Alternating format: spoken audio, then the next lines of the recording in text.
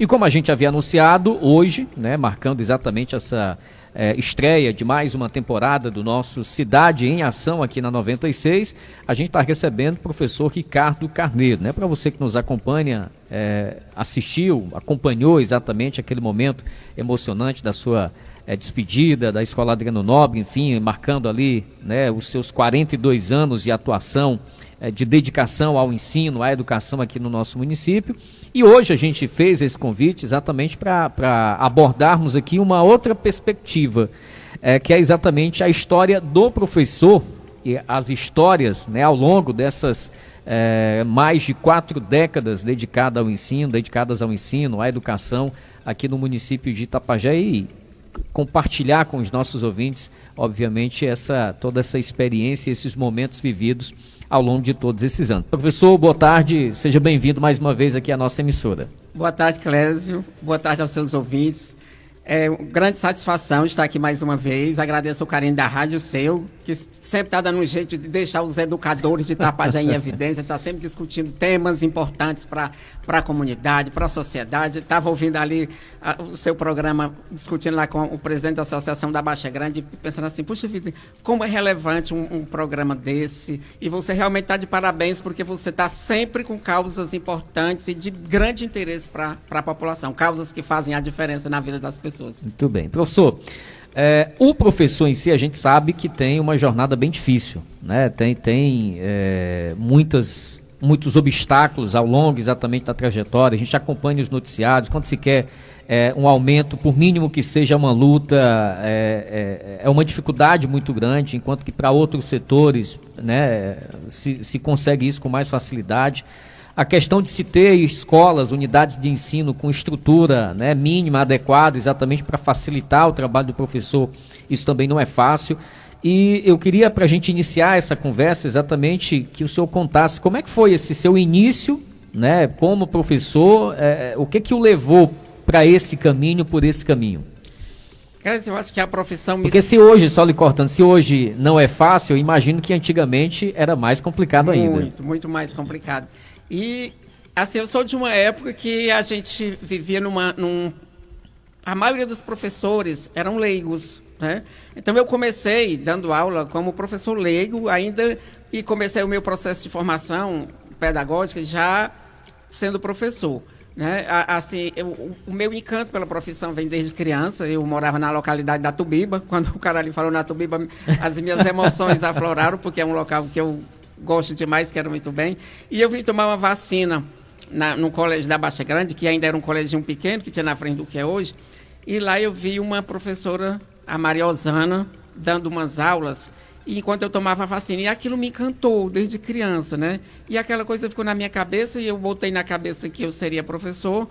E comecei, né, frustrando inclusive algumas pessoas que achavam que eu tinha potencial para exercer uma profissão que dava mais dinheiro, né? Meu pai inclusive ficou um pouco chateado quando eu decidi ser professor, mas aquela coisa que está no sangue da gente. Então o encontro foi assim, e eu fazendo a 7ª série, e eu sempre era doido por datilografia. Eu vi uma pessoa datilografando e eu ficava encantado com aquilo. E fiz o curso em 1981, e aí me saí tão bem no curso que o Senac resolveu me contratar como professor de datilografia. Inclusive, nem assinou minha carteira, porque eu tinha menos de 14 anos e tinha cara de criança.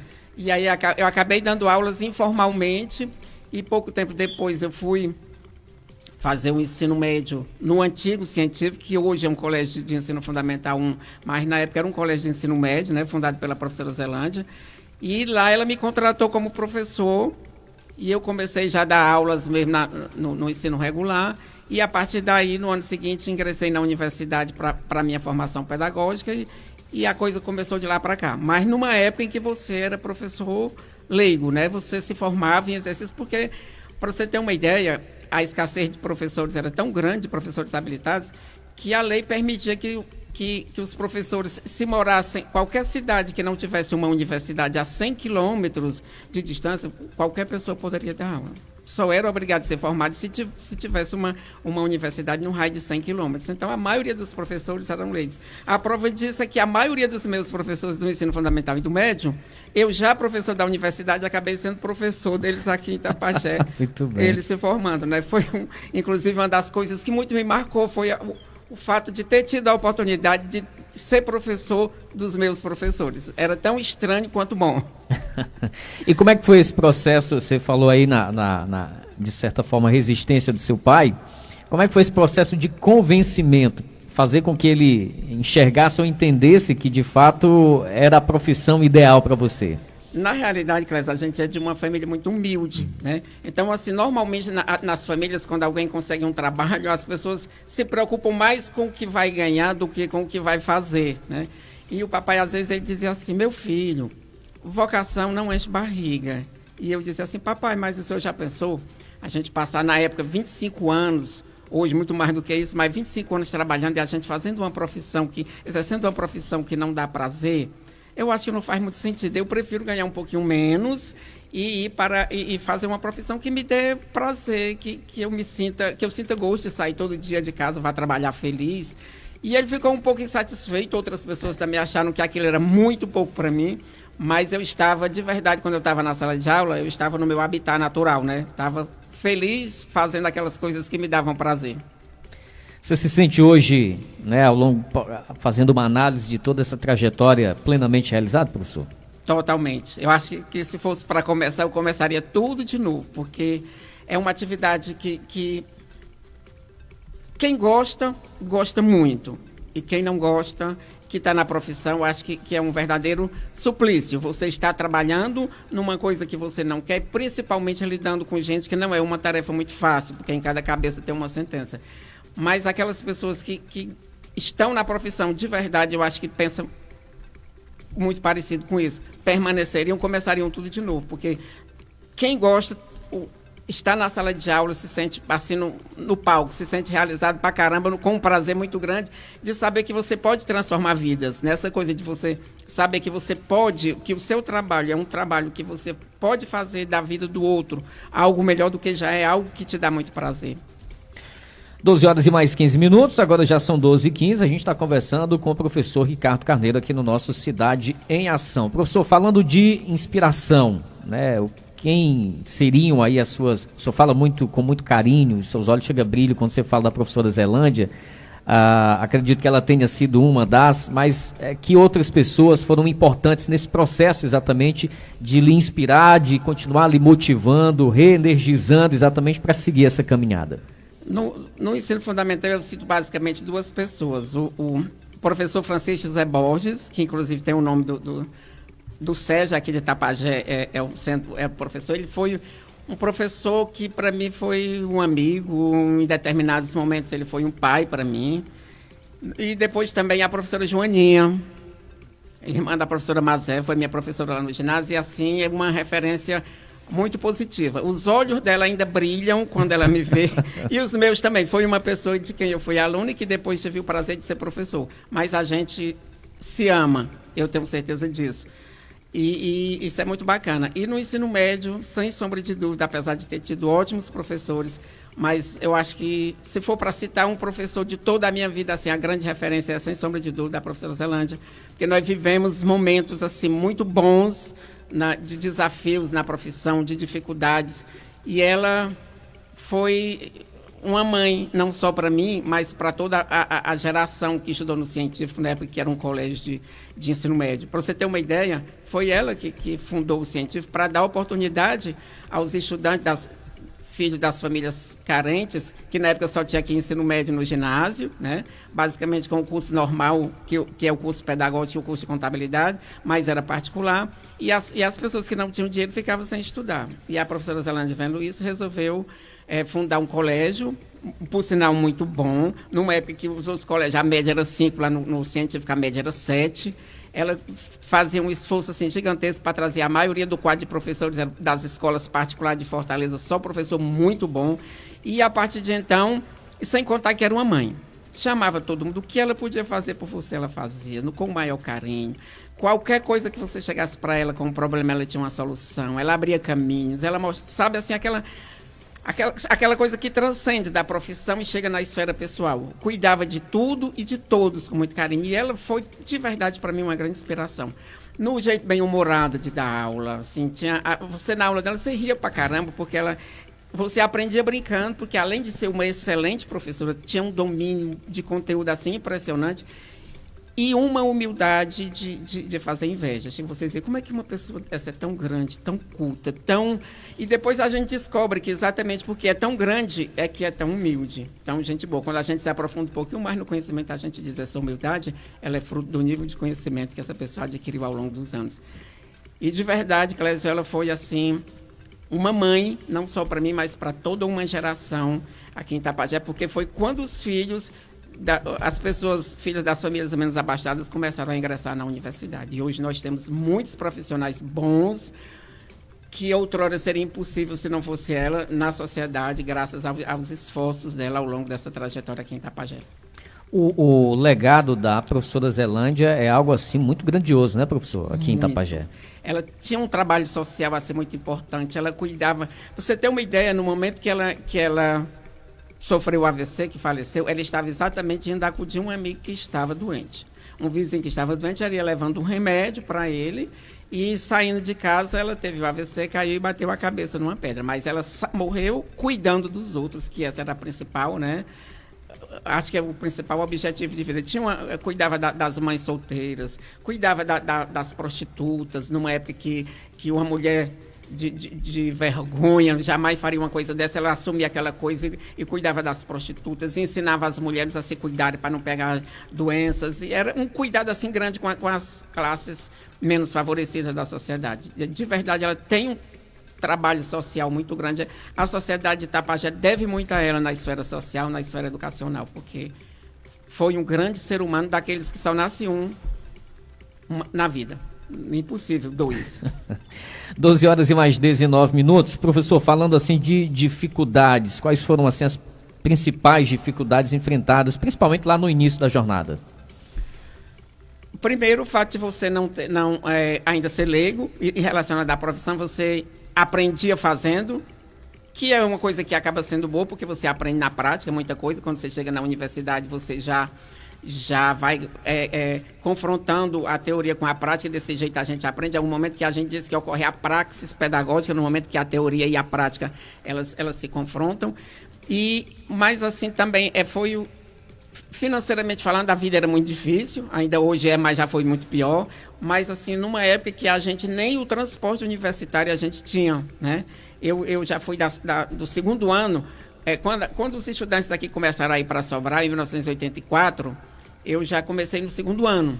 Eles iam e fretavam, para você ter uma ideia, saíam daqui 3 horas da tarde, no ônibus de linha, e chegavam lá por volta de 5 horas, ficavam esperando a aula terminar, começar, depois a aula terminava 10 horas, ia para a rodoviária esperar o ônibus de meia-noite, que chegava aqui 2 horas da manhã. Eu já fui no segundo ano, e aí a gente já vendo que a situação estava meio complicada, a gente fretou um ônibus, eram 10 estudantes, a gente fretava um ônibus e saía muito caro para a gente.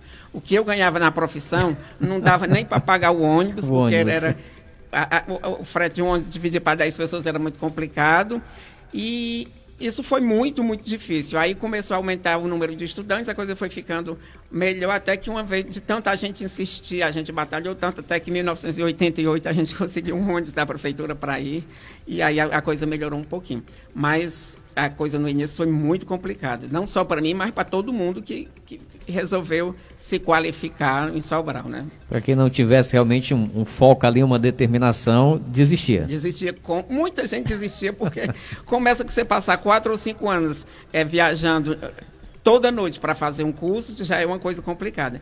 E aí você ainda tendo que pagar caríssimo a ponto de tirar muitas vezes da sua mesa para poder custear despesas, é um negócio muito, muito complicado, né? Eu quero, inclusive, nesse momento, mandar um abraço assim carinhoso para os meus pais que estão vendo a gente lá no Hemisfério Norte, estão assistindo a gente lá em Roraima, no município de Cantar, e a minha mãezinha muitas vezes teve que vender alguns dos bujões de gás que tinha em casa para me ajudar a custear despesas com o transporte, viu? O meu carinho enorme para ela, o meu abraço muito grande, estou morrendo de saudade. Um abraço para meus irmãos que também estão em Boa Vista, lá no estado de Roraima. Mas assim, essas coisas, quando a gente lembra, a gente se emociona. porque as dificuldades eram muito grandes. E os pais da gente, eles não mediam esforços para fazer essas coisas acontecerem. E algumas vezes a minha mãe teve que se desfazer de algumas coisas que a gente tinha em casa para ajudar a custear essas despesas. E por conta disso, o amor era tanto que a gente só pode agradecer muito tudo isso. Eles estão lá nesse momento ouvindo a gente e eu quero mandar um beijo muito grande para todos, meu pai e minha mãe, a Paulinha que está lá pertinho deles e os meus irmãos que estão na capital, Boa Vista. Um abraço grande, gente. Deixa eu aproveitar aqui e registrar, mandando aí alô, professor, deixa eu registrar aqui algumas participações. A Lúcia Cruz está dizendo foi meu professor e tenho muito orgulho, né, de falar isso, tem a minha admiração. A Thaís Soares também participando com a gente. A Fátima Mendes está lhe dando aqui os parabéns exatamente pela história, pela trajetória. Nosso amigo Pantico Coelho. Maria Regilene do Nascimento também está dizendo que lhe admira muito. E aqui no nosso canal no YouTube também nós temos Fiamma Marcela Medeiros Mesquita. Também está na sintonia, está dizendo aqui: meu orgulho, sua história mostra que tudo que é feito com amor e dedicação se transforma em algo grandioso. Olha, minha sobrinha está lá no Hemisfério Norte ouvindo a gente, viu? E tem uma outra aqui também, Isabel Selma Carneiro de Mesquita, que está dizendo, chamando aqui de amor, não sei se você conhece. É a primeira dama. Um abraço à professora Isabel também aqui nos acompanhando aqui no nosso Cidade em Ação. Bom, professor, o senhor passou, se não por todas, por quase todas as instituições de ensino aqui do município de Itapajé. Que memórias o senhor tem exatamente dessas passagens por essas respectivas unidades de ensino? Cara, as melhores possíveis, porque assim, é impossível um professor, ele ingressar numa coisa se ele não se envolver emocionalmente. Eu tenho saudade até do prédio, da estrutura física, né? Comecei no científico, no ano de 84, assim, já dando aula mesmo na sala de aula, não mais como professor de datilografia, comecei no científico em 1984. Também passei pelo Monsenhor Catão como professor substituto de alguns outros. E aí fui para o ginásio em 1988, fiquei no ginásio de 88 até 95, quando passei para a universidade, e foi lá que eu fiquei muito conhecido, né? As amizades assim, muito grandes, os colegas de trabalho muito bons, os alunos, uma convivência assim, muito harmoniosa, uma convivência muito boa. A maioria desses alunos continuam meus amigos até hoje. Recentemente teve uma festa aí de uma turma que se encontrou 30 anos depois de formada, cara, e a gente foi para essa, chamaram os professores, a gente foi, parecia que tinha terminado ontem, sabe? Aquele carinho, aquela amizade, tudo assim, muito lindo. Muita saudade do científico, muita saudade do ginásio. Para você ter uma ideia, quando eu estava vendo o ginásio sendo destruído para ser reconstruído, aquilo ali, cara, foi impossível a gente não se emocionar. Quando a gente via jogando aquelas telhas embaixo, destruindo tudo, você imaginava, puxa vida, eu ajudei tanto a construir isso. Quantas cartelas eu vendi para construir isso? E era tão bom, eu não acredito que isso vai se desfazer, né? Hoje está um prédio muito bonito, vai ficar uma escola muito bacana, mas eu confesso que a memória afetiva falou mais alto e as emoções afloraram no momento que a gente estava vendo aquele prédio que foi palco de muitas aventuras, de muito aprendizado, de muitas amizades, de um relacionamento, assim, interpessoal muito bacana. Ver aquilo se destruir foi uma coisa que machucou um pouco. Professor, e no sentido assim de estruturas, né? A gente imagina que os anos foram passando e as estruturas das unidades de ensino, né, elas foram também evoluindo. Mas como era lá no início, as condições que eram ofertadas para quem era professor, para quem era colaborador de uma unidade de ensino? As estruturas eram as mínimas possíveis. Se a gente nem pensar em estrutura, mas a gente pensar, por exemplo, na merenda escolar, que é algo tão simples, vinha merenda 2 vezes por ano, Cláudio. 2 vezes por ano? 2 vezes por ano, chegava a merenda, vinha um carro deixar a merenda, muitas vezes ela chegava, e já no período de férias, quando você chegava no finalzinho do semestre, muitas vezes Esse era o período que era rapadura e bolacha, não? Bem anterior a esse rapadura e bolacha. Né? Às vezes vinha uma merenda, inclusive, que não se adaptava porque é uma merenda nacional, né? Hoje ela é escolarizada, ela é mais regional, mas vinha uma merenda que não se adaptava muito bem até a barriga dos meninos. Às vezes um leite de uma excelente qualidade, mas os bichinhos tomavam, quando dava assim 2 minutinhos depois, estava todo mundo indo ao banheiro, porque um desarranjo intestinal meio confuso, e vinha às vezes 2 vezes por ano. Muitas vezes a escola soltava até um pouquinho mais cedo, porque os meninos não aguentavam a fome e tinham que ir para casa. E hoje a gente já vê que isso avançou pra caramba, pelo menos tem merenda todo dia e, na medida do possível, dentro do que é permitido, uma merenda de qualidade, né?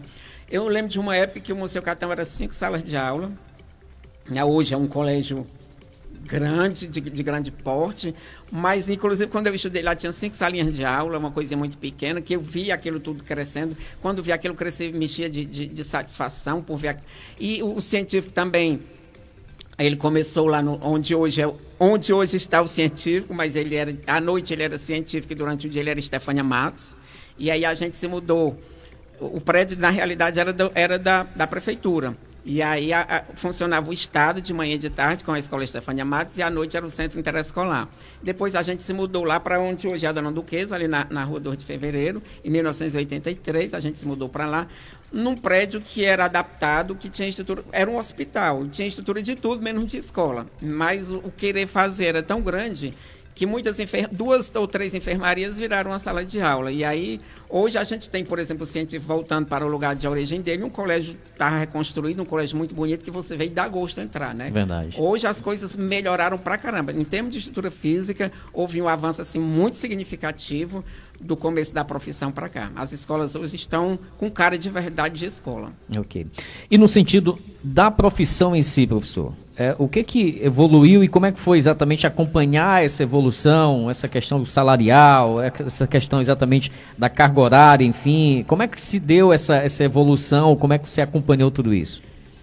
O trabalho sempre foi muito, Clésio, porque assim, você sabe que o professor ele trabalha antes, durante e depois do expediente, né? Antes ele está em casa planejando as aulas, no momento das aulas ele está executando e depois ele está avaliando, vendo o que foi bom, o que poderia ser melhor, corrigindo a atividade, corrigindo prova, preparando diário, trabalha bastante. E a gente viu numa época em que as atividades de planejamento, por exemplo, não eram computadas dentro da carga horária docente. O planejamento não era computado dentro da carga horária docente. Era uma atividade que você fazia no final de semana. Muitas vezes você passava o sábado na escola fazendo o planejamento porque ele não contava dentro da carga horária docente. E aí, felizmente, deve ter uns 10 anos, mais ou menos, já a partir da LDB, até a avaliação, se a gente, no dia que tinha prova, você não podia registrar a prova, o dia da prova, como aula, porque não era aula, era para ser um dia extra. Então, muitos professores, para poder contar aquele dia que teve prova como dia letivo, registrava a avaliação como uma atividade qualquer, do contrário, não contava como dia letivo. E, felizmente, hoje isso está tudo dentro da lei e a gente percebe também, felizmente, um avanço significativo em relação ao salário, né? A profissão, hoje, um professor ganha, em média, 70% do que ganham os outros profissionais de outras categorias que têm o mesmo nível de formação. É uma coisa que precisa melhorar muito, porque o professor só estuda coisa diferente, mas para eu ser enfermeiro, para eu ser médico, para eu ser advogado, eu estudo mesmo tanto que você estuda para ser professor. E é uma coisa totalmente injusta um professor receber menos do que os outros profissionais com o mesmo nível de formação. Mas a gente hoje recebe, em média, 70% do que recebem os outros profissionais, mas a gente percebe que já houve um avanço razoável daquele período para cá. Depois da criação do Fundef, e hoje, do Fundeb, o salário do professor teve um ganho significativo. Ainda está ganhando muito aquém do que necessita, do justo, mas houve um avanço assim, muito significativo que já dá pelo menos para sobreviver. Ok. O que falta, professor, o que faltaria, e acredito que o senhor deve conversar muito, né, com os demais colegas acerca exatamente disso, para que o professor possa finalmente chegar assim no estágio em que ele se sinta, de fato, um profissional valorizado? A questão da valorização dos profissionais, Clésio, as pessoas entendem de duas formas, né? A maioria dos professores entende como se você tivesse um salário muito bom e como se você tivesse excelentes condições de trabalho. É isso, mas não só, né? O poder público nunca pensa, né, as pessoas que pagam, eles nunca pensam que passa por essas questões, passa principalmente pela formação. Então, eles acreditam que se o professor fizer muito curso, tiver muito conhecimento, isso resolve. E a gente sabe que, na realidade, o ideal é a soma das duas coisas. Você precisa ter condição de trabalho, principalmente hoje, quando a gente vive numa luta assim, incessante em busca de bons resultados na educação. Para um professor poder dar bom resultado, ele precisa ter boas condições de trabalho, né? O que a maioria das escolas hoje ainda tem? A maioria das escolas tem uma sala de aula, uma lousa com um giz ou um pincel e alguns alunos. Esse é o modelo da escola da Idade Média. É a mesma escola que a gente... Quando a escola foi criada na Idade Média para entreter os filhos dos senhores feudais, que a escola foi criada como uma forma de entretenimento, né? A palavra escola, inclusive, significa lugar do ócio, lugar do desocupado, porque o filho do senhor feudal não trabalhava e ele ia para a escola como uma forma de entretenimento. A escola era exatamente igual à escola que a gente tem hoje. Então, a gente precisa ter uma escola mais viva, mais ativa, com mais condições de trabalho. Tem que ser uma escola de verdade prazerosa. E eu me incomodo um pouco, porque assim, quando eu vejo, por exemplo, às vezes algumas pessoas entram no prédio do Colégio Adriana Nobre e ficam encantados com aquela escola. Puxa vida, que escola bonita, que prédio bonito. Aí eu fico analisando e diz assim, gente, reflete comigo. O que é que tem aqui dentro da Escola Adriana Nobre que não deveria ter em qualquer outra escola? O que tem aqui é exatamente o que deveria ter em todo canto. Deveria ter uma biblioteca boa, deveria ter um refeitório bom, uma quadra coberta, laboratórios. Aí, quando as pessoas se encantam, isso significa que os outros espaços estão muito aquém desse. E isso é uma coisa que precisa avançar muito. Então, a valorização do profissional passa por essa questão de você ter ótimas condições de trabalho, de você poder fazer todo tipo de atividade com seus alunos, que você tenha ambiência para isso. Passa por um salário decente, porque na hora que eu tenho um salário que me permite satisfazer minhas despesas, por exemplo, eu não precisaria trabalhar 3 expedientes, se com 2 expedientes eu resolvesse a minha vida. Então, eu poderia ser um professor melhor, eu poderia me preparar melhor para aquela carga horária de 2 turnos, ou de 1, dependendo de quem seja. Mas a maioria das pessoas, para poder trabalhar, para poder sustentar a família, precisa de uma jornada de trabalho excessiva, o que acaba prejudicando a qualidade do trabalho que ele está fazendo, né? Então, passa muito por essa coisa, passa por uma formação contínua e continuada, o professor tem que estar sempre estudando, isso é valorização sim, passa por excelentes condições de trabalho, que todo mundo precisa, e passa também pela questão salarial, que é uma coisa que faz muita diferença. Inclusive, para você ter uma ideia, tem pesquisas por aí, tem pessoas estudando para mostrar que o dinheiro não faz diferença nenhuma. Mostrando que em alguns países que o professor ganha menos do que no Brasil, a educação vai, inclusive, melhor. E eles apontam essas pesquisas como algo que seja assim, um referencial para mostrar que o salário do professor, as condições de trabalho, principalmente as financeiras, não impactam no resultado da educação. E tentam convencer o poder público disso, para que o poder público exija mais e dê de menos, né? E aí o professor, nessa rotina, a profissão acaba cada vez mais sendo secundarizada, né? Se a gente observar, por exemplo, você falando ainda há pouco, eu lembrando, um professor, uma rede, por exemplo, decide fazer greve, não acontece nada. O menino fica 10 dias sem estudar, 12, 13. Agora, o bancário faz greve, se resolve rapidinho. Alguém da saúde faz greve, se resolve rapidamente. Os caminhoneiros fazem greve, tudo se resolve rapidamente. Se um professor fizer greve, ninguém liga para nada. Nossa, 15 dias, um mês. Muito mais do que isso, inclusive não acontece nada, né? Primeiro, porque o resultado disso é a longo prazo e ninguém está interessado, e é a profissão que na lógica deles, isso não vai fazer muita diferença, como se isso não impactasse decisivamente na aprendizagem dos meninos, né? Ok.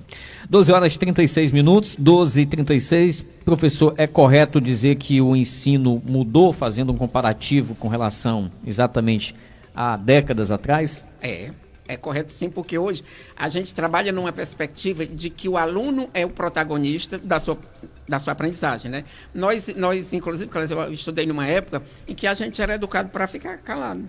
Você chegava na sala, ouvia o que o professor disse, muitas vezes copiava da lousa o que o professor, o que ele escrevia na lousa, você anotava no seu caderno, e depois você tinha que repetir.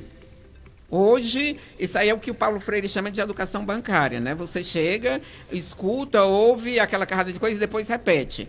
Esse era o modelo de aluno que a gente tinha, principalmente no Brasil, depois dos anos 70, né? Depois da ditadura militar, principalmente no ensino superior, que foi reformulado pela Lei 5.540 de 68, como uma forma de calar as pessoas, e depois no ensino fundamental e médio, com a Lei 5.692 de 71, a gente era educado para isso, né? Mas aí a sociedade foi se redemocratizando, principalmente a partir do final da década de 80, e a escola tinha que ser diferente. se a sociedade se democratizava, a escola também precisava se democratizar. O aluno já não era mais, não deveria mais ser aquele aluno passivo, aquele aluno que tudo ouvia, mais de um aluno ativo, um aluno que participava, que tinha ideias, que opinava, que discutia, que concordava, que discordava de alguma coisa com argumentos plausíveis, mas aquele aluno que é o protagonista da aprendizagem. Então, hoje a gente não... O aluno hoje que é passivo, que senta calado e só ouve, ele não é mais o aluno ideal como foi outrora, né? É aquele aluno ativo. A escola hoje está trabalhando nessa perspectiva de fazer o aluno sujeito da sua própria aprendizagem e de fazer dele o protagonista da própria vida, porque durante muito tempo a gente esperou que as pessoas decidissem a nossa vida. A gente só podia fazer o que permitiam e por caminhos que alguém apontava. Mas e o direito que cada um de nós tem de fazer o nosso próprio percurso, de escolher o nosso próprio caminho, né? A escola hoje trabalha muito nessa perspectiva. Então, sob esse aspecto, eu acho que o ensino mudou pra caramba e mudou muito para melhor. 12 horas e 38 minutos. Professor, dentro até desse contexto, vamos dizer assim, né, da mudança, o que é que o senhor visualiza que seja ou que teremos na educação do futuro, no ensino do futuro daqui a alguns anos? É tão difícil a gente falar a respeito do futuro, porque, por exemplo, se a gente pensar em tecnologia, né, a tecnologia avança pra caramba, todo santo dia a gente vê coisas espantosas. Hoje, velocidade imensa. Imensa, você consegue estar aqui hoje em Tapajé e assistir aula na Universidade de Harvard, né? A gente está aqui, ontem chegou uma nave do Japão na Lua e você consegue ver da sua casa, né? Então, isso, no outro tempo, era impossível de você falar, mas assim, hoje com o avanço da tecnologia, eu imagino que muito em breve a gente vai estar fazendo coisas inimagináveis, né? Essa possibilidade, por exemplo, que a internet traz de uma educação à distância, de você estudar em boas universidades, vai formando profissionais muito bons em todas as áreas, e essas pessoas podem contribuir significativamente para a mudança do município, por exemplo, né? Eu não preciso sair, eu não preciso estar longe, eu posso ficar no meu município, porque antigamente o aluno saía daqui, ia estudar fora, as possibilidades de emprego eram grandes, ele acabava ficando e não retornava para fazer com que a terra, o municípiozinho dele avançasse, né? Hoje você tem condição de fazer isso, de trabalhar em prol do seu município, mas assim, a gente projetar o futuro hoje, diante da dinamicidade que as coisas estão, é uma tarefa complicada, porque a gente estava vendo, por exemplo, eu vendo uma matéria a respeito do Gestons, daquele desenhozinho do futuro, né? E o pessoal, um desenho dos anos 60, e as pessoas dizendo que a única coisa que o desenho não conseguiu projetar direito, ainda ficou uma falha, foi no telefone celular, porque você não tem nenhum trecho e nenhum episódio, você não tem o uso do celular, mas todas as outras coisas você tem. Nos aeroportos a gente já tem aquela esteira que leva você sem você andar, igual no desenho, você já tem, hoje já tem o carro elétrico, né? E aí a gente tá vendo assim, rapaz, a coisa tá chegando no nível que às vezes o nosso conhecimento nem consegue alcançar para a gente fazer uma projeção em termos de futuro, porque a coisa avança numa velocidade. Conversando hoje com o professor Ricardo Carneiro, aqui na sua 96. A Valdineide Almeida está na sintonia com a gente, um abraço. Os amigos lá na Tende Tudo JV também, um abraço. E abraçando aqui exatamente o professor Ricardo Carneiro. Cláudio Guimarães, professor nota 10. Deixa eu ver quem mais aqui. A Rochelle Baixo. Rochelle você conhece, né? Demais. Um abraço, minha amiga Rochelle. Está dizendo aqui que é sua fã número 1. A Naira Michele Bastos, professor Ricardo é profissional dedicado, é um ser humano extraordinário, foi meu professor de história, quero bem demais. A Naira aqui, eu acho que é professora lá do Adriano Nobre também. Adriano Nobre, é colega de trabalho. Que legal que ia ter, a maioria hoje dos professores do Adriano Nobre foram meus alunos. Foram alunos. É muito bacana tê-los como colegas de trabalho. Legal. A Francisca Gomes também nos acompanhando, o Antônio Clairto diz aqui o seguinte: sou seu sobrinho, mas nunca tive esse privilégio de ser seu aluno, mas imagino que deve ser realmente algo grandioso. É o Juninho, ele bota aqui vulgo pirulito. Porque o bichinho só tá em cabeça, ele mora lá em Roraima. Um abraço, tá acompanhando aqui também o nosso Cidade em Ação.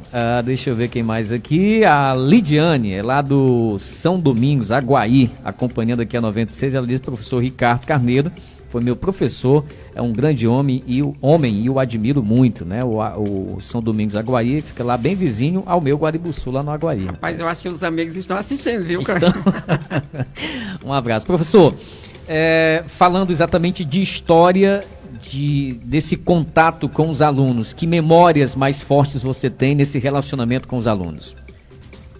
Tem memórias, assim, as melhores possíveis, porque a grande maioria deles se tornam grandes amigos. Alguns se tornam da família, uns se tornam afilhados.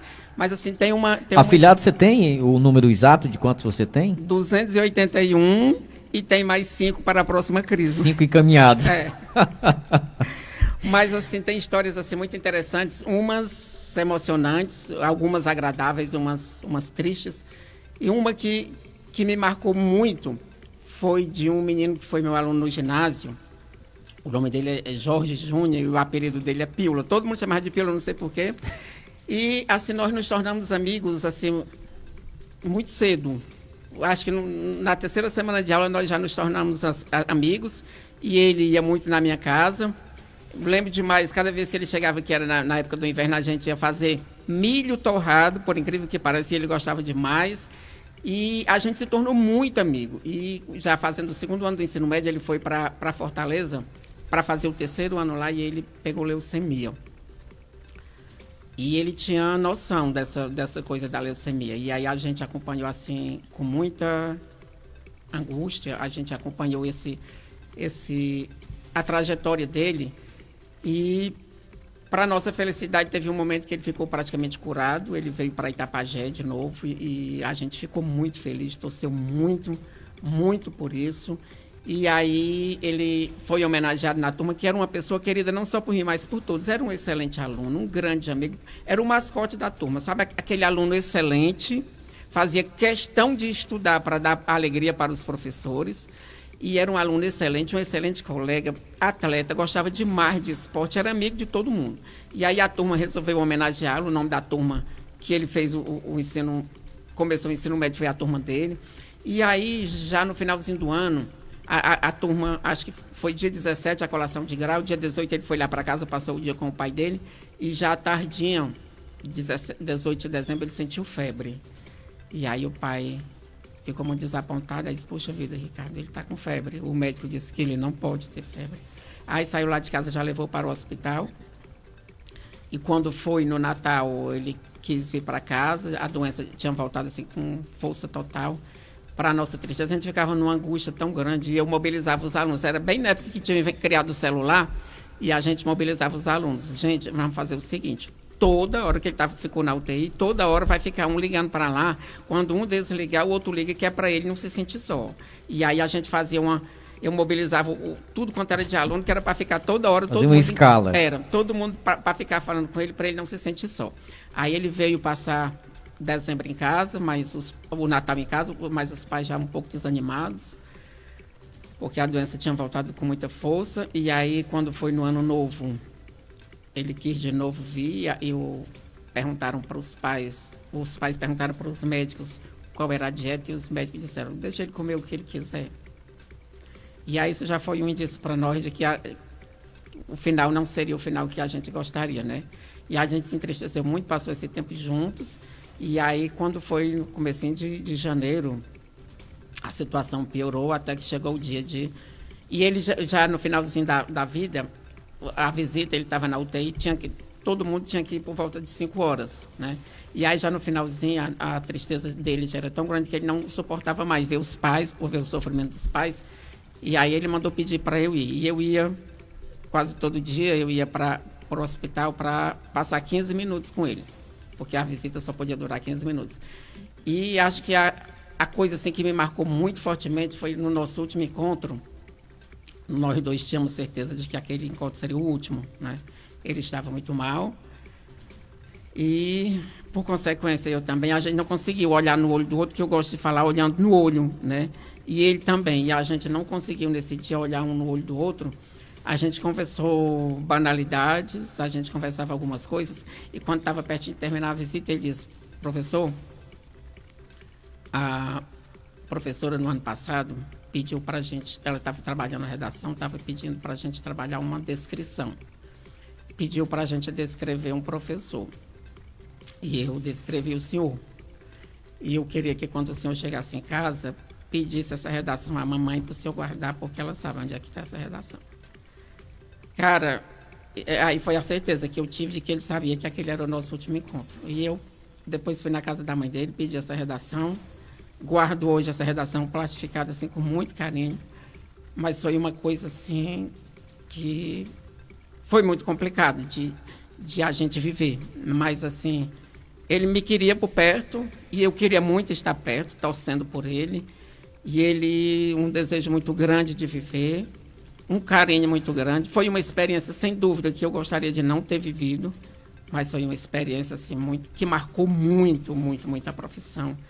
Você, como professor, perceber que a dor do seu aluno é sua, que o sofrimento dele é seu.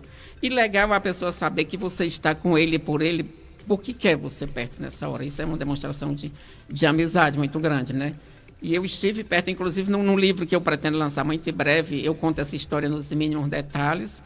E foi uma história, assim, num momento muito emocionante, né?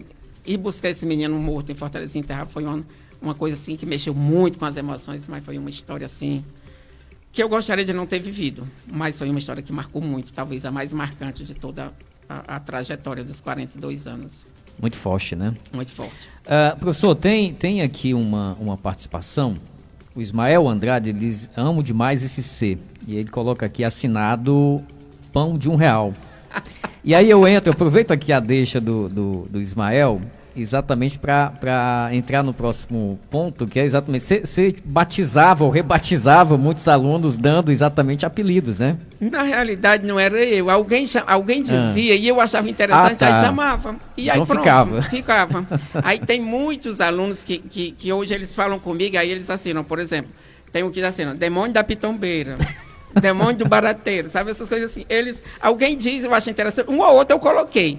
Mas, inclusive, um dia tinha um ex-aluno aqui no Instagram fazendo uma lista de apelidos que eu colocava e muitos eu nunca nem tinha ouvido falar. Alguns ele criou e transferiu a responsabilidade para mim. Mas, normalmente, se eu disser uma coisa, fica. Né? E, normalmente, às vezes, na maioria das vezes, é uma coisa assim carinhosa, tão carinhosa que as pessoas adotam, né? Mas isso, Clésio, é uma forma até de talvez pedagogicamente nem seja uma coisa correta, mas é uma forma de você demonstrar intimidade, você demonstrar... Estreita ali também um relacionamento. Carinho, né? Isso aproxima a gente, né? E quando um não gosta, pode chegar e dizer, não, isso, né, não está legal, não sei o que e tal. Mas aí a maioria faz assinar. Tipo, pão de R$1 ficou. Ficou. Muito bem. Professor, e onde é que entra esse ponto exatamente dos afilhados? Como é que começou essa história toda? Para você ter uma ideia, a história dos afilhados é tão incrível que eu nem sei como é que podia, mas o meu primeiro afilhado foi aos 3 anos de idade. Eu morava na Tubiba e um afilhado com 3 anos de idade. A partir daí, depois dos 14 anos, aí começou. E aí a gente que está na sala de aula, muitos hoje, contando crisma e batismo, né? Hoje a maioria dos meus afilhados são filhos dos meus ex-alunos. E os de crisma são os meus alunos, né? Eu estou até tendo certeza de que agora isso vai ficar um pouco mais escasso, porque como eu não vou estar na sala de aula, muitos não vão me conhecer, eu sei que os afiliados vão diminuir significativamente. Mas, assim, essa coisa se torna, assim, uma relação, assim, tão interessante, Clésio, que uma das coisas que, inclusive, me emociona bastante e que transcende isso, é que, muitas vezes, o professor é a pessoa mais próxima que o aluno tem. Muitas vezes o professor, e muitos dizem assim para mim, professor, eu gostaria que o meu pai fosse igualzinho ao senhor, do jeito que o senhor é, atencioso, cuidadoso, né? Alguns, inclusive, chamam a gente de pai. E recebem o carinho que gostariam de ter dos pais. Eu me lembro dia desse, já nesse ano que passou, chegou um aluno perto de mim, que é o meu afilhado, me deu a benção, um abraço, não sei o quê, e estava outro perto, que eu mal conhecia. E aí eu peguei o menino e abracei também fortemente. Esse menino chorou copiosamente. E aí disse, é o primeiro abraço que eu recebo na vida. Cara, isso é tão forte que aí você tem que chegar perto de uma pessoa dessa, você tem que chegar junto, conhecer, se tornar amigo, né? Inclusive, hoje é um dos que me chama de pai, visita a minha casa, mas isso, muitas vezes, o professor é a pessoa mais próxima que o aluno tem. E aí você, enquanto professor, quando você tem você tem a obrigação de procurar ser educado, você tem a obrigação de procurar ser bom, você tem a obrigação de procurar ser gentil. Primeiro, porque todo professor é exemplo, né? O professor é espelho e ele é lâmpada. Ele é espelho porque normalmente o aluno se reflete nele, copia comportamentos, e ele é lâmpada porque ele ilumina caminhos, ele aponta caminhos, né? Claro que o aluno vai escolher o seu, mas o professor pode apontar alguns, mostrar por onde seguir. E essa coisa, às vezes, eles acham isso tão interessante, esse cuidado, que a maioria dos pais, muitas vezes, por falta de tempo, ou às vezes até um pouquinho de conhecimento do quão isso é importante, acabam deixando de lado. E às vezes o professor assume isso passa por uma esfera, às vezes, mais pessoal, a ponto de você querer ser da família, aí vem o padrinho, né? O Marcos Douglas, ex-aluno do Adriano Nobre, está perguntando se o senhor ainda lembra que ele lhe deve um bolo de milho. Cara, lembro sim, inclusive faço aqui o apelo para você pagar, viu? Com juros e correções. No dia da minha despedida no Adriano Nobre, você acredita que tinha uma dívida de 30 anos de um pastel? Porra, o cara pagou no dia, cara? Pagou no dia. Pagou. 30 anos, foi fazer lá uma retrospectiva, disse, agora o professor Ricardo vai receber uma dívida de 30 anos. Quando eu cuidei que não era o cara, foi levar o pastel. Olha aí, só. Tá bom que o Mike aproveite agora e faça o pagamento. Francisco Barroso está nos acompanhando, um abraço. O Edson Dias também na sintonia com a gente, está abraçando aqui o professor Ricardo, né? E está abraçando também, e um abraço também da mãe dele, no caso a dona Lúcia Pacheco, acompanhando lá em Fortaleza. Um abraço. Quem também está na sintonia, o Cláudio, lá em Tejuçoca, os amigos lá do Mercantil Zé Gomes, também acompanhando a Cidade em Ação. Professor, a vida do professor, como o senhor bem falou aqui, né, é antes, durante e depois da escola. Consequentemente, a vida em família, o convívio em família, o relacionamento em o relacionamento nem tanto, né, mas as atividades em família, elas acabam em muitas situações sendo comprometidas, né?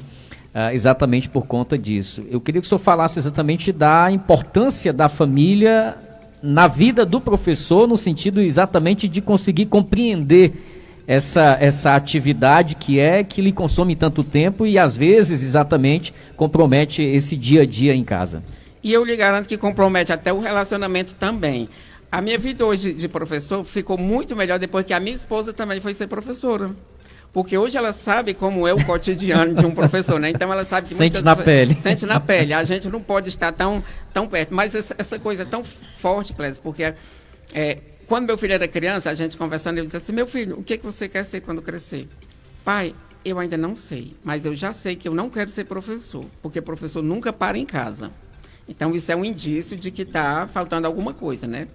E aí a gente percebe como isso já faz falta. Acabou sendo professor também, mas isso é um indício de que faz falta. Muitas vezes é preciso ser um parceiro assim, muito maduro para compreender que o trabalho da pessoa exige aquela coisa. Às vezes você está em casa, mas não está. Você está em casa fisicamente, mas você está corrigindo uma prova, está fazendo alguma coisa. E o seu parceiro, quando ele não é do ramo, ele acaba não compreendendo isso. Mas de verdade, a gente abre muita mão.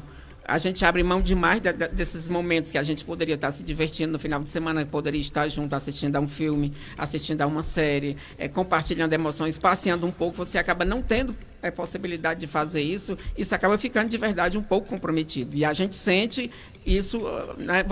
Às vezes eu me trabalhei muito para compensar essa coisa da quantidade com a coisa da qualidade. A qualidade do carinho precisa ser muito, porque a quantidade, infelizmente, não está podendo ser desse jeito. Então, é o jeito de trabalhar nessa perspectiva e, no caso, amar bem muitos filhos, para eles sentirem esse amor e amar o parceiro e pedir a compreensão nessas situações, porque, infelizmente, precisa. Mas, de verdade, isso é uma coisa que... E a gente sente tanto isso, porque, assim, Clésia, nos alunos a gente sente que, da mesma forma que acontece na família da gente, acontece na família dos alunos.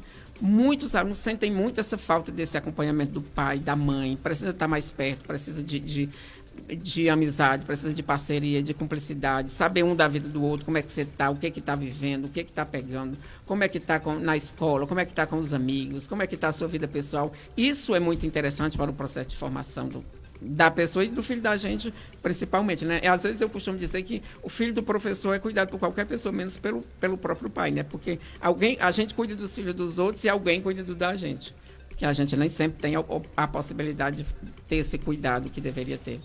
E saber receber esse retorno do aluno, de que você é tido como parte da família, exatamente o senhor falou aí para muitos, né? É tido como um pai, enfim, como um parente mais próximo. Como é que é receber eu diria que é uma responsabilidade também, né? Muito grande, quando se recebe um feedback desse de um aluno, né? Cara, é uma responsabilidade muito grande e é uma coisa emocionante, né? Porque, assim, quando alguém escolhe você para você ser da família, né?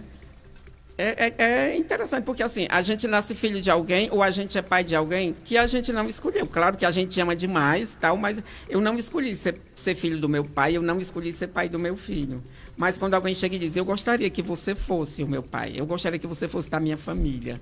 Isso é muito... E você acaba, em determinados momentos, tendo que assumir um pouco essa responsabilidade do cuidado, né? Porque, às vezes, quando a gente diz isso, a gente está querendo um pouco de cuidado, está querendo um pouco de companheirismo, de afeto, e você acaba acompanhando a ponto de se envolver, Clésio, a ponto de os alunos quererem você presente em alguns momentos importantes da vida. Quando o aluno me convida para ir lá na Irauçuba, no aniversário dele, eu vou. Professor, não acredito que o senhor venha, eu vou. Lá de Sobral, um aluno me convidou para ir lá para a Granja, para ser padrinho do casamento dele. Eu disse, eu vou. Não, eu sei que você não vem, professor, é longe demais. Eu disse, vou, cara. Você acredita que eu fui, quando cheguei lá, o cara tinha convidado um padrinho de reserva para o fato de eu não ir. Quando eu cheguei, o cara encheu os olhos, chorou. Cara, ele veio, morrendo de felicidade. Você não queria que eu estivesse aqui? Eu vim. Mas eu nunca imaginei que você viesse de verdade, né? Ontem mesmo eu recebi o carinho de um aluno lá da Irauçuba, me convidando para estar presente na solenidade do jaleco que ele vai receber, que ele faz medicina na UES, e dia 18 de fevereiro é a cerimônia do jaleco, que ele quer que eu esteja presente. E eu vou fazer o impossível para estar, porque uma coisa dessa honra muita gente. Quando eu quero que meu professor esteja presente num momento desse que é tão importante para mim, o professor não pode fazer diferente, tem que retribuir o carinho e chegar junto. Isso é muito bom, isso é mágico, né? Isso eu costumo dizer que isso é o salário do professor, porque é o verdadeiro salário, aquelas coisas que ele semeia ao longo do tempo e que colhe vendo os seus alunos vibrarem. Que bom que é você perceber que o seu aluno está crescendo, ele saber que você torceu por isso, que você desejou isso, que você vibrou com ele, a ponto de querer que você esteja presente no momento que é um momento de conquista na vida dele. Isso é muito forte e é uma das coisas que enaltece muito um profissional. Eu fico muito honrado com esses convites e faço o impossível para aceitar, porque é uma via de mão dupla. A gente dá carinho e a gente recebe carinho. Verdade.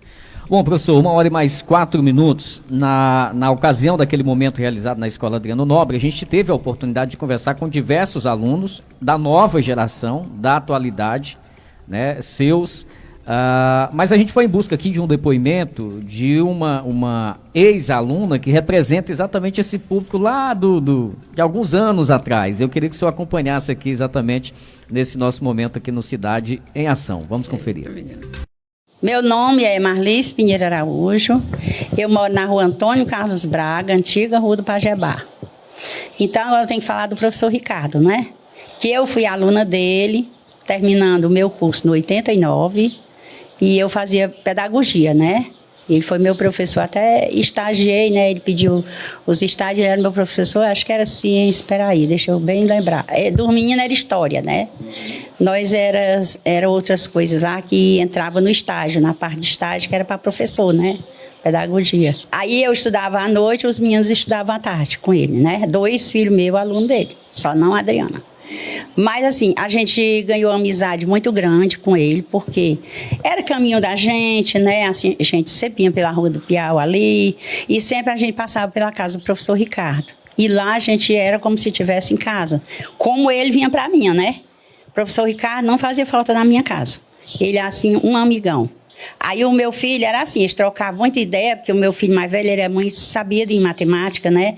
E o professor Ricardo ia fazer concursos. E aí ele dizia, Alexandre, tu vem para cá, pra gente trocar ideias, né? Aí ensinava. Aí eles trocavam ideias aqui, professor de português, dessas coisas, história, essas coisas.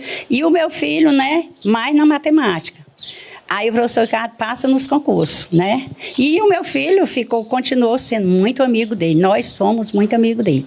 Nós temos uma gratidão muito grande por ele, né? Porque ele era assim, aquela pessoa que não era só um professor.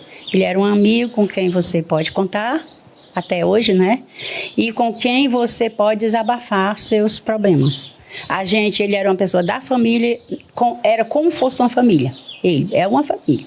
para nós.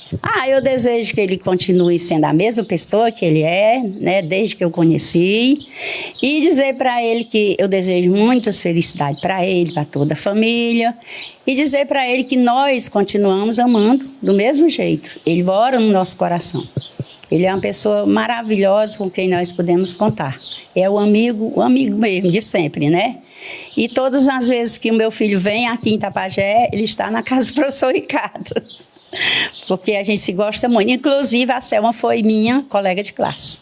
A gente estudou junto. Aí passou por ele, os meus filhos, meus filhos, na época, eram nós, né? Éramos nós.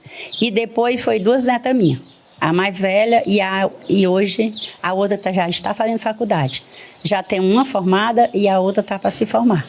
Todas as 2 passaram por ele. Aí eu estou mandando um abraço grande para o professor Ricardo, dizendo para ele que nos visite mais, porque a gente está muito ausente, porque o meu filho foi embora. O Alexandre Júnior foi embora, que era o amigão do professor Ricardo. A gente é amigo mesmo. Muito conselheiro, bom conselheiro, me ajudou muito na época aí que eu necessitei. E ele me ajudou muito com palavras, com conselhos, né? Com essas coisas assim, porque eu tive uma depressão, ele me ajudou muito, ele conversou muito comigo, e ele andava muito na minha casa, dava fé ao professor Ricardo, estava lá, do meu lado. E então eu quero dizer para ele que todo aquele amor, do tempo que a gente conheceu ele até hoje, continuamos. E meus filhos amam o professor Ricardo, o Júnior continua do mesmo jeito, nós todos continuamos, amamos ele, toda a família. Me lembro do Ricardinho quando nasceu.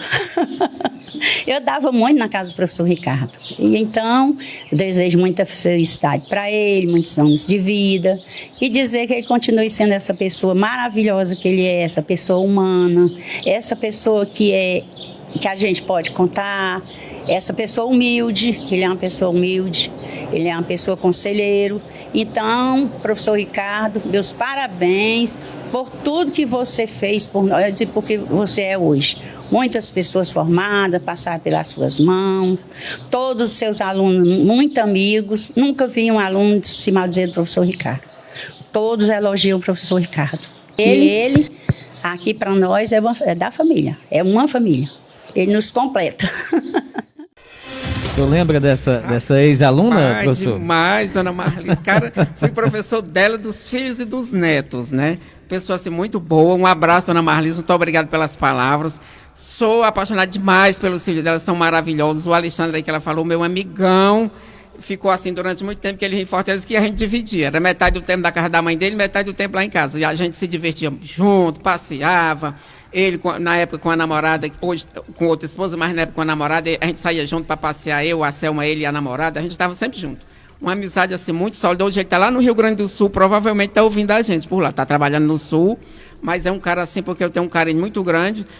Por toda a família da dona Marlis, quero agradecer aí as palavras, foi muito bacana, dona Marlis, muito obrigado, e o carinho pode ter certeza que é super recíproco. Você tem esse histórico exatamente de ter sido professor de pais, filhos e netos em algumas famílias, né, sim, professor? Eu fui professor lá da professora Cátia, lá do Monsenhor Catão, eu fui professor da mãe dela, fui professor dela e fui professor dos filhos, dos 2, que inclusive são meus afilhados, os 2, né? Do pai dela, do esposo da Cátia, que é o Creso. Eu fui professor da Dona Maria do Carmo, fui professor do Creso e também fui professor dos filhos. Ali na Rua 2 de Fevereiro, eu fui professor da Dona Conceição, Rocha, depois fui professor da Tereza Hermínia e depois fui professor do Moisés. Já tenho algumas famílias que já são 3 gerações, né? Agora já 1h mais 10 minutos, 1h10, a gente tem mais um depoimento aqui, professor, e eu quero saber se o senhor conhece aqui essa pessoa. Vamos conferir. Sou Isabel Selma, esposa do professor Ricardo Carneiro. Eu fazia o ensino médio, minha professora, né, nossa professora Ruth, adoeceu e o Ricardo foi substituí-la. E aí, quando ele chegou na sala, que fez a chamada, segundo ele, que quando leu meu nome, Isabel Selma Carneiro, ele disse que isso chamou a atenção e a partir daí ele já começou a querer me namorar. E aí, hoje a gente está, né, a gente completou 33 anos de casados e estamos aí, e me deu um filho maravilhoso. O professor Ricardo Carneiro é uma referência para mim.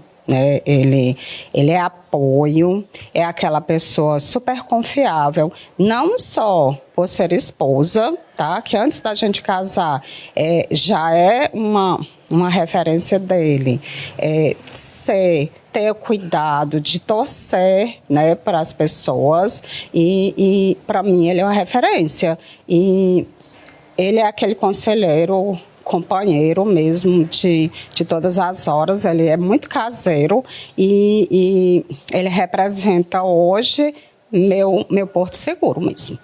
O Ricardo, né, o professor Ricardo, que eu já conheci como professor, agora, tendo esse tempo, né, eu desejo que ele encontre o gosto para se cuidar, para fazer suas atividades físicas. E hoje ele vai poder, né, se dedicar um pouco aos hobbies dele, que ele gosta muito, acho que vocês já ouviram falar, que ele gosta muito de assistir novelas, né, séries antigas. E hoje eu acho que ele vai poder se dedicar a isso aí. Eu desejo que ele consiga essa tranquilidade para poder aproveitar e curtir mais do que é merecido esses momentos de tranquilidade. Ele sabe que eu amo demais, né? A gente é muito parceiro. Tudo que a gente vai fazer naquela parceria, a gente conversa tudo antes que a gente tome alguma decisão. E eu quero dizer que eu amo demais, tá? E hoje eu não consigo mais ver minha vida sem você. Tá? A gente tem um ao outro e a gente aí está se apoiando e vivendo aí muito bem. Amo você. 1h14. Essa história começou pelo sobrenome seu mesmo, foi, professor? Foi, por coincidência. E assim, daqui pra cima, ela é muito parecida com o pessoal da minha família. Já é Carneiro, rapaz, e foi amor à primeira vista, sabe? Graças a Deus deu certo e a gente tá junto já. Somando namoro com casamento há quase 35 anos e tá dando certo, graças a Deus. Aí. Apareceu aqui até a Cupida na época, Miriam Araújo, se eu não estou equivocado aqui. Eu levando recadinhos do professor Ricardo para a Selma. Você lembra? Lá no ginásio. Sim. Um abraço, portanto, aqui à nossa amiga Miriam, que está nos acompanhando aqui. Mas esse relacionamento, professor, exatamente essa base sólida familiar é importante na jornada profissional também, né? Com certeza, demais, porque assim, essa parceria da qual ela falou é super importante, porque não só na profissão, mas para a vida matrimonial mesmo, para o casamento, para as coisas poderem dar certo. E na profissão precisa muito, porque você precisa compreender o outro, precisa entender que tem horas que o outro precisa se dedicar ao trabalho, que você não dá para... Se tem uma coisa que eu acho que a gente não pode, de jeito, é fazer um trabalho mal feito. Aquilo que você se propuser fazer, você tem que fazer do melhor jeito que você conseguir. Você pode não ser o melhor do mundo, mas tem que ser o melhor que você puder sempre. E o parceiro precisa compreender isso, né? Hoje ela é professora também, super dedicada, uma professora que às vezes, eu até dizia assim, você às vezes brigava comigo que eu estava meio preocupado com as atividades, hoje você está trazendo o computador para a cama, né? Porque ela também, hoje ela sabe que a gente precisa disso e de verdade é uma professora muito dedicada, muito responsável, uma companheira, né, assim, fenomenal. Graças a Deus que a gente se cruzou por aí. Na escola, você chegou a ser professor do seu filho? Não, infelizmente não. Né? É uma das tristezas que eu tenho hoje, é porque ele estava no patronato, eu não dei aula no patronato, e ele foi fazer o ensino médio fora. Né? E ele disse assim, pai, eu queria, graças a Deus que eu vim embora, porque ele é muito bom aluno, eu sou suspeito para falar porque eu sou pai, mas ele é um ser humano, é o melhor ser humano que eu conheço. O coração dele é assim, de uma grandiosidade, ele é um excelente aluno. Eu disse, pai, eu gostei muito de não ter sido seu aluno, queria muito, que bom que eu saí de casa cedo, porque ninguém ia me ver como o Ricardo Santos, todo mundo só ia me ver como o filho do professor Ricardo. E eu queria minha identidade, né? E hoje ele é um profissional muito bom, também muito responsável, um cara assim espetacular. Você não tem ideia do quão maravilhoso é ter um filho bom como ele, porque, Ave Maria, já hoje a gente esteve juntinho, cheguei de Fortaleza já hoje, passei lá uns 3 dias com ele, mas o coração chega a estar apertadinho de saudade, porque de verdade é um espetáculo de filho, né? Muito bem. Então vamos ouvir o que ele tem a dizer a seu respeito. Vamos conferir. No Cidade em Ação, eu converso com o professor Ricardo Sandro, ele que é filho e filho único do professor Ricardo Carneiro. Ricardo Sandro, hoje, como você pode definir o seu pai? Boa tarde. Boa tarde a todos, boa tarde também ao meu pai, né, que a gente está aí presente. E pronto, a definição do meu pai, eu acho que a melhor coisa que eu posso dizer é que ele é uma inspiração, né? Como você falou aí, eu sou professor, né, então eu sempre tive muita inspiração dele por causa disso, né, sempre tive muito apoio em todos os aspectos de ajudar meus colegas, de ensinar quem tava com dificuldade, né, assim, e uma coisa que eu sempre vi com ele, né, que ele sempre falou pra mim que ele, desde pequeno, desde a primeira vez que ele viu uma escola, ele percebeu que o sonho dele era ser professor. Então, assim, eu acho que veio na genética, veio no DNA essa parte de ser professor, porque é uma coisa que eu sempre gostei muito e é uma coisa que eu admiro muito, e principalmente ver nesse aspecto dele como professor, né, uma definição que ele sempre fez com as pessoas que ele gosta, ele sempre define as pessoas como gente. Quando ele vê que uma pessoa é boa, essa pessoa é gente. Então, assim, eu acho que a melhor definição para definir meu pai, além de ser é dizer que ele é gente, né? O jeito que ele trata todo mundo, assim, com muito carinho, com muito amor, com muita atenção. Eu acho que isso é que forma realmente uma pessoa, uma gente, né? Qual é o exemplo que você carrega para si a vida toda e que também procura transmitir para os seus alunos com base nos ensinamentos do seu pai? Ensinamentos de vida, né? Como ser uma pessoa correta, tentar fazer o melhor possível que a gente pode fazer, né? Desde pequeno, por exemplo, ele sempre me falou que o importante não era uma nota em si especificamente, né, mas você dá o melhor de si, esforçado, o melhor que pode. Então, é uma coisa que eu tento passar para os alunos, porque eu sou professor de matemática, né, e muita gente não é tão fã, não vai tão bem, né, e eu sempre falo para eles que eles não precisam ser o melhor nisso, mas eles precisam dar o melhor nisso, né. Então, é uma lição que ele me passou, assim, sempre deixou claro para mim, e uma coisa que eu tento passar para todos os meus alunos e para as pessoas que estão ao meu redor, né. Ricardo, e tendo um pai professor muito benquisto aqui na cidade, qual foi o momento, é possível descrever em você o momento em que você decidiu também seguir a carreira tal qual é a do seu pai, ser um professor? Não, assim, não consigo definir exatamente o momento certo, sabe? Assim, eu acho que foi tão gradual, tão aos poucos, assim, né? No aspecto de sempre estar ajudando quem precisava, recebendo ajuda nesse aspecto de escolar, né? O pessoal ia lá em casa pedir minha ajuda para ensinar matemática, coisa assim, que eu me dava melhor. Uma coisa gradual que foi evoluindo com o tempo e levou. Não tenho exatamente um momento. Não foi um clique como meu pai teve quando ele visitou o local, né? Eu sei que eu convivi com esse ambiente escolar por causa dele a vida toda, né? Eu tava no colégio quando era criancinha, que ele trabalhava, eu me encantava com as coisas de biblioteca, com todo tipo de coisa assim que uma escola tem. E eu acho que ele me incentivou muito nesse aspecto mesmo sem querer, sem intencionalmente, sabe? E isso me levou à carreira que eu tô hoje. Seu pai está conosco hoje aqui no estúdio da Atitude FM, recebendo esta homenagem e lhe acompanhando, ouvindo a sua entrevista. Que mensagem você pode dizer para ele neste momento? Ele está aqui a lhe ouvir. Pronto, assim, o que eu desejo para ele, né, nessa nova etapa que ele vai ter, eu até já comentei antes, assim, que é aquele friozinho de barriga, né, que a gente não sabe o que é que vai acontecer agora que ele tá aposentado, como é que vai ser a vida agora, o que é que ele vai se aventurar agora, né. Eu sei que ele tem alguns planos de descansar, né, principalmente, cuidar da saúde também, assistir as novelas que ele ama tanto, escrever, aprender a cozinhar, né, assim, mas o que eu desejo para ele é justamente para ele não perder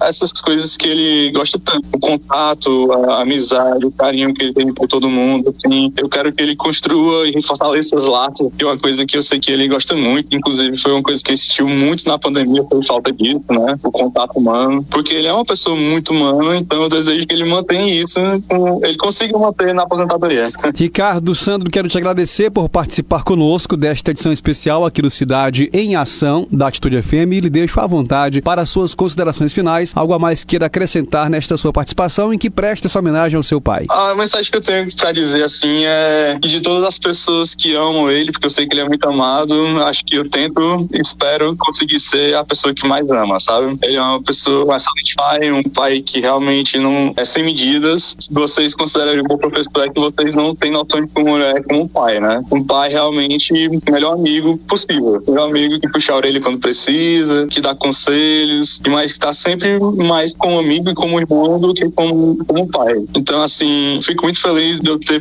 sido o sonho dele, porque eu sei que o sonho dele era ser pai, então eu realizar esse sonho dele já é uma realização muito grande pra mim, né? Então, assim, eu espero muito que ele pegue essa vida dele e que siga adiante, que aproveite tudo e dizer que eu vou estar sempre com ele, a gente vai estar sempre com ele, né? Eu e a mãe, a gente vai estar sempre com ele, que a gente está muito feliz e que a parceria vai ser sempre eterna. E que eu agradeço por todos esses anos que ele, mesmo nunca ter sido meu professor no profissional, ele foi na vida. Então, agradecer mesmo por tudo. 1h mais 21 minutos, 1h21. Que dizer desse depoimento, professor? Cara, vocês agora pegaram pesado, porque esse cara é a pessoa que eu mais amo nesse mundo. Vocês não têm noção do quanto esse cara é importante. É um filho assim que eu nem me atreveria a pedir a Deus um filho tão bom como esse, porque Deus ia me achar muito presunçoso. Acho que Deus só me deu um mais caprichoso, isso vai ser só um, mas em compensação eu vou fazer um absolutamente perfeito para você, porque acho que Deus estava feliz comigo nesse dia. Pense, de verdade é o melhor ser humano que eu conheço. Ele é de uma solidariedade assim, fora do comum, tem um coração muito grande, é cheio de amigos, os alunos adoram, é um filho assim, muito amigo, muito companheiro. Eu vim inclusive hoje de Fortaleza, conversando com a Selma a respeito disso, dizendo que legal ele convidar a gente para ir para o cinema, convidar para sair com os amigos, assim, sem essa coisa de é meu pai, não é para estar junto, eu me divirto com os amigos, mas de enturmar a gente, de fazer a gente estar pertinho, e sem contar no carinho que ele tem por nós, que é um carinho muito grande. Sem palavras para descrever a emoção, né, de receber uma fala, porque o cara é espetacular, é o maior amor da minha vida, sem sombra de dúvida. E agora, para a gente fechar, eu vou trazer aqui os seus 2 principais professores ao longo dessa jornada para você conferir também aqui no nosso Cidade em Ação. E aí, filho, não estou com saudade de você. Quero lhe dizer que lhe amo muito, você é uma pessoa muito importante para mim. Você é maravilhoso, você é um bom filho, você é um bom pai, um bom esposo, sempre foi um menino estudioso, cuidadoso com as suas coisas, nunca precisou de ninguém reclamar nada, amigo de todo mundo, você é a pessoa mais maravilhosa que eu conheço, viu? Você está no meu coração para sempre, quero que Deus lhe abençoe e que você seja muito feliz. Me orgulho muito de ser sua mãe, viu? Graças a Deus, tenho orgulho de todos os meus filhos, você é um filho que me orgulha muito.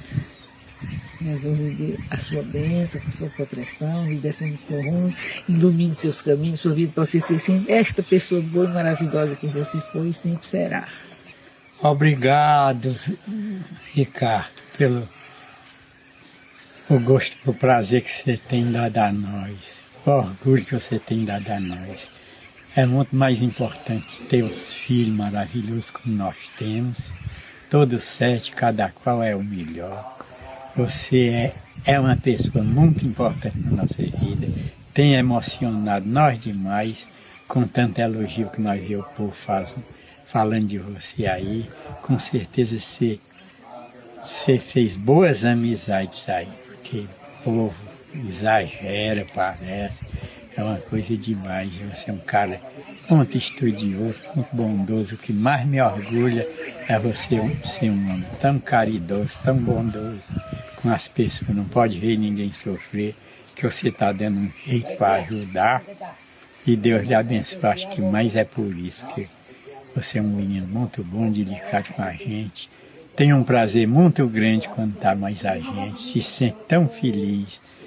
Um prazer muito grande quando a gente está na sua casa, você trata a gente tão bem de um jeito que a gente só pode ter saudade de todo dia se lembrar de você e da delicadeza que você tem com nós. Deus abençoe, que você seja feliz com seu filho, assim como você tem feito com nós.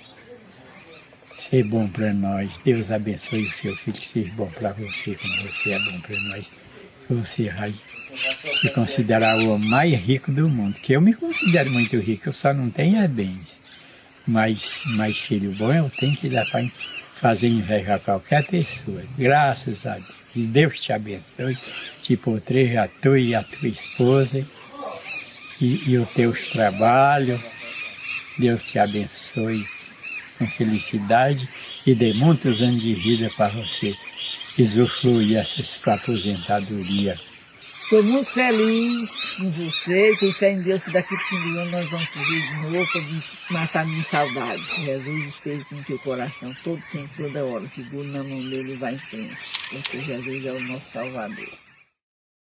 1h26, dona Iraídes e seu Norberto. Você não pôde ir lá ainda nessas férias, mas a gente trouxe eles pra cá. Foi, rapaz, isso aqui é uma surpresa boa. Viu? Eu tive com eles em novembro, cara, mas eu duvido que alguém tenha 2 pais melhores do que eu. A maior alegria no mundo de ter meus pais ainda vivos, graças a Deus, saudável. Meu pai, no ano passado, fez uma cirurgia do coração, eu fui lá fazer uma visitinha, fiquei meio aperreado, mas graças a Deus ele está inteiraço aí. Se Deus quiser, vai ter muitos anos. Ele é escritor também, viu? Também. É bom no cordel que você precisa ver. Bacana. É um ser humano. Para você ter uma ideia, se eu nascer de novo, se for ter outra encarnação, eu faço questão absoluta de ser filho dos mesmos pais, porque é impossível você ter um casal de pais melhores do que o que eu tive. Que 2 pessoas maravilhosas, excelentes pais. São capazes de tirar a última gota de sangue que tiver na veia para doar para os filhos. Um cuidado grande. Rezam todo dia pelos filhos. Toda hora pedindo a Deus para abençoar os filhos. Um cuidado, assim, impressionante. Um amor desmedido. E a gente só pode retribuir. São 2 seres humanos espetaculares. Amo demais meu pai e minha mãe. Lamento muito morar longe deles. Sou o único que mora longe. Meus 6 irmãos moram pertinho. Podem vê-los quase sempre. E eu sou o único que estou aqui. Mas o coração é toda hora lá, cara. Tem horas que você daria tudo para passar 5 minutinhos perto deles, para sentir o abraço, o aconchego. Passei agora 12 dias lá, num quartinho pequeno, a gente fez questão de ficar junto, eu dormindo na cama com meu pai, a minha mãe numa redinha aqui perto, a gente passava a noite quase toda conversando. Bom demais estar com eles e bom demais vê-los à distância. Vocês agora pegaram pesado. Não me passou pela cabeça que ia vê-los nesse momento, mas, cara, de verdade, que emoção, que coisa boa. Ouvir o filho, ouvir os pais, ouvir a esposa, que coisa bacana. A gente queria exatamente, nós tivemos aquele outro momento com uma abordagem diferente, e nessa de hoje exatamente a gente queria, acredito que tenhamos conseguido passar para o nosso ouvinte essa jornada do professor, das dificuldades do dia a dia, né? Porque penso eu, e não somente como professor, mas em outras profissões também, as pessoas veem muito o estado de momento, né? O presente, tem uma casa boa, tem um carro para morar, viaja constantemente, alguma coisa assim, e não vê toda a trajetória, as dificuldades, também essa questão da base familiar que o senhor fala sempre. Eu acho que por isso o senhor consegue transmitir muito isso para os seus alunos, a gente percebe no contato com eles, todo esse contexto para se construir realmente uma história de um profissional de êxito, de sucesso. Eu acredito que a gente conseguiu aqui com esse conteúdo, o seu depoimento e esses registros aqui, passar isso para os nossos ouvintes e espectadores. E para fechar, professor, eu queria que o senhor pegasse exatamente esses depoimentos, as homenagens que o senhor recebeu naquele momento lá na Escola Adriano Nobre, para concluir realmente essa sua trajetória nesse momento. O que passa assim na sua cabeça de tudo que o senhor teve de esforço, de sacrifício para construir toda essa caminhada? Clésio, passa muito a ideia de que tudo valeu a pena. A gente tem a impressão de que tudo é muito fácil, mas eu vou lhe dizer, eu passei muitos anos indo para Sobral, para a faculdade, com uma sandália no pé, uma sandália havaiana, porque eu não tinha um sapato para calçar. Algumas vezes as roupas eram tão simples que uma colega, às vezes, sem querer, sem a menor má intenção, disse assim: Ricardo, tu é doido, tu veio hoje com a roupa do pijama. E eu disse assim: não, essa não é a roupa do pijama, é a roupa que eu tenho para vestir mesmo. E assim, hoje as pessoas pensam que tudo é muito fácil, mas a coisa é difícil. Eu já lhe falei da minha mãe vendendo objetos que tinha em casa para a gente conseguir custear a despesa de pagar o ônibus e pagar alguma hospedagem por lá, né? E assim, hoje, quando eu vejo isso, vejo o que a gente foi e ver hoje, assim, se aposentar depois de 40 e tantos anos, ter conseguido um emprego de ser professor, que era o sonho, de ser professor universitário, que é uma coisa que poucas pessoas conseguem. E, sem sombra de dúvida, tudo valeu a pena. E eu vou lhe dizer, e a base familiar a qual você se referiu, sem sombra de dúvida, foi super importante, porque eu não teria conseguido isso se não fossem os meus pais. De verdade, eu devo tudo a eles. E sou muito agradecida a ele, sou muito agradecida aos professores que abriram caminhos, porque o professor tem essa possibilidade também de abrir caminhos. Se eu conseguisse ser para os meus alunos um pouco do que alguns professores foram para mim, eu vou ficar muito feliz. Cara, no dia que eu passei no concurso da universidade, eu tive um professor que tomou um porre para ter coragem de falar comigo, que estava meio estremecido. Tinha meu professor na universidade, no dia que eu fui receber o primeiro salário, que antigamente a gente recebia num contra-cheque, não era na conta como hoje, o cara chorando porque eu estava lá recebendo o meu salário, que hoje eu era professor da universidade. Quando você vê, você diz assim, puxa vida, como valeu a pena tudo isso, todos os esforços, todas as dificuldades. Rapaz, você não tem noção da dificuldade financeira. Eu saía de casa meio-dia, ia dar aula no ginásio, ia para a faculdade sem um tostão no bolso, chegava em casa 1h da manhã, muitas vezes, sem ter comido absolutamente nada, porque não tinha dinheiro para merenda. Se merendasse, não dava para pagar o ônibus no final do mês, você economizava tudo. Mas você diz, que bom que tudo valeu a pena. Que bom que meus pais foram os grandes parceiros nessa história, que eu encontrei professores maravilhosos, que eu encontrei pessoas maravilhosas que me abriram caminhos e que hoje chegou aqui. Foi uma trajetória difícil. Hoje é tudo muito mais fácil do que naquela época, mas foi uma trajetória que valeu muito a pena. Eu faria tudo de novo, com toda certeza. Valeu a pena demais isso tudo. Bom, deixa eu registrar aqui as últimas participações, professor. A Lenilda Vaz Silva Borges está na sintonia com a gente, lhe mandando aqui um abraço. Está dizendo que o senhor é um amigo incondicional, tem muita gratidão por você. Professora Silvandira Mesquita também está lhe mandando aqui um abraço. Professora Silvandira também foi sua aluna, né? Sim, foi sim. No ensino fundamental, no médio e na faculdade. Carla Vanessa Pinto Vasconcelos, um abraço da sua nora favorita. Olha aí, viu? Que bom, um abraço, meu amor. Thalita Rocha também está mandando um abraço para o senhor e para sua esposa. E temos aqui também uma mensagem no nosso WhatsApp, doutor Cícero, que está nos acompanhando. Vamos conferir. Eu gostaria de parabenizar o professor Ricardo Carneiro de Mesquita, um grande educador da nossa cidade e da região, por tantas e tantas pessoas formadas pelas suas mãos. Meu nome é Cícero Marques, eu sou médico. Tenho um prazer inenarrável de dizer que sou um ex-aluno do professor Ricardo. E ainda lembrar que sempre eu faço homenagem a uma pessoa que se foi, que por mim e por muitos foi o melhor aluno que já passou por Itapajé, que é o Jorge Júnior, um grande amigo meu, infelizmente não está mais entre nós, e com certeza um dos melhores alunos que o professor Ricardo já teve. Então, um abraço, professor, e sempre conte comigo. 1h34, doutor Cícero Marques está nos acompanhando, professor. Cícero, um abraço para você, tudo de bom. Que bom que você ainda lembra do nosso amigo Pila, né? E realmente foi muito bom. Esse aqui é outro batalhador, é uma outra história que vale muito a pena as pessoas conhecerem, que foi uma pessoa também que venceu com muitas adversidades, venceu todas as dificuldades e provou que era mais forte do que as dificuldades, e hoje é um médico bem conceituado, uma pessoa excelente, muito bom caráter e que venceu na vida também, graças aos seus esforços e matando um leão todo dia, deixando o outro amarrado para amanhã. Olha só. Professor, nós vamos marcar um outro momento para falar só do seu lado escritor, tá certo? Um outro momento. Mas por hoje eu queria agradecer pela vinda, a disponibilidade. O senhor desmarcou inclusive alguns compromissos para estar aqui com a gente. Eu acho que seria interessante, exatamente, nós estamos marcando essa reestreia, uma nova temporada desse nosso conteúdo aos sábados.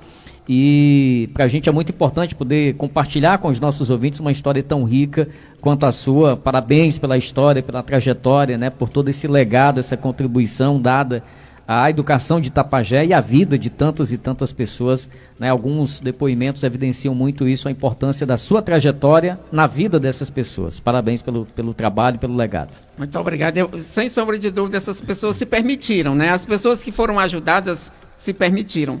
Tem gente que quer ser ajudado, tem gente que quer ajuda e se permite ajudar. Então, se eu tiver contribuído de alguma forma para vocês, eu fico muito feliz. Essa é, na realidade, a missão de todo educador. Desejo muita sorte para todos vocês. Agora, os meninos, então, saindo do Adrianópolis, vão ingressar na universidade. Estou aqui na torcida por todos, certo? E agradeço demais a você, Clésio, assim, hoje você conseguiu, mais uma vez, emocionar o pobre do velho. Rapaz, vocês sabem como fazer alguém feliz, viu? Agradeço demais o carinho da emissora, o seu. Sei que você é uma das pessoas que faz com que essa coisa aconteça. Demais agradeço a sua amizade, o seu carinho. E sabe que o seu pedido será uma ordem. Quando você precisar, a gente está por aqui. Muito bem. Mande um último abraço aqui à Leidiane Mendes, que está nos acompanhando aqui no Instagram. E ela é estudante sua, aluna sua, lá do curso de Pedagogia da UVA. Nossa Senhora, olha aí onde a gente está, né? Um abraço, Leidiane. Tudo de bom, meu amor. As aulas estão recomeçando. Já já a gente se reencontra. Tudo de bom, Deus abençoe muito você, que seu ano novo seja muito feliz, muito próspero. Quero mandar também um abraço grande para um cara também lá de Sobral que está à espreita, que é o Tiago Arruda Pontes. Esse cara é outro cara que também venceu as adversidades, né? Hoje ele é pós-doutor, é professor da Faculdade 5 de Julho, foi o meu aluno na faculdade, acho que em 2005, 2006, foi uma pessoa que venceu também com muitas dificuldades, né? E Sobral... Esse é o que passou um período em São Paulo? Isso, esse mesmo. A gente tinha conversado nos bastidores. Esse cara, ele é tão batalhador que ele passou aqui, fez o mestrado na Bahia, foi fazer doutorado. E enquanto ele fazia doutorado, para ele se sustentar lá, o cara fazia brigadeiro para vender, para conseguir se manter lá. E venceu as adversidades, fez o doutorado, fez o pós-doutorado e hoje é professor da Faculdade 5 de Julho. E é uma pessoa muito querida, uma pessoa que por quem eu tenho um carinho muito grande, né? Somos assim, ele não nasceu de mim, mas nós somos, nos nossos corações, nós somos pai e filho.